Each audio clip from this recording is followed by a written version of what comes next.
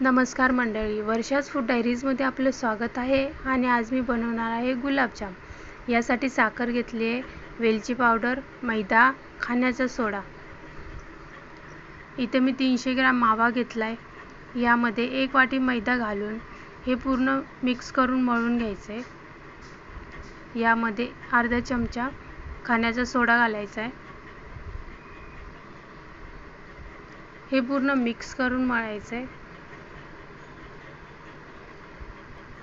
यामध्ये माव्याच्या गाठी नाही राहिल्या पाहिजेत, अशा प्रकारे पूर्ण मिक्स करून घ्यायचं. यामध्ये मळताना थोडंसंच पाणी घालायचं आहे आणि घट्टसर मळून घ्यायचं आहे.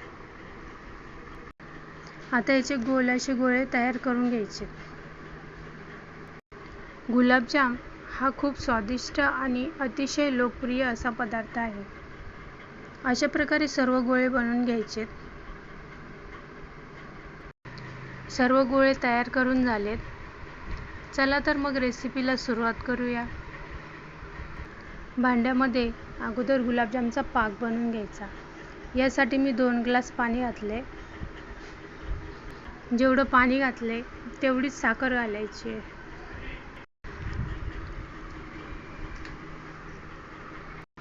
यामध्ये थोडीशी वेलची पावडर घालायची. वेलची पावडरने सुगंध आणि टेस्ट खूप छान येते.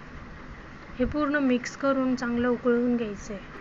हा पाक बनेपर्यंत गुलाबजाम तळून घ्यायचे. कढईमध्ये तेल गरम करून यामध्ये गुलाबजाम तळून घ्यायचे.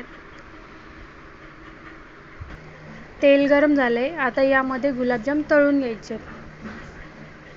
गुलाबजामची गोड आठवण म्हणजे बालपणी गुलाबजाम खाण्याची शर्यत. तुम्ही पण कधी गुलाबजाम खाण्याची शर्यत लावली काय? कमेंटमध्ये नक्की सांगा.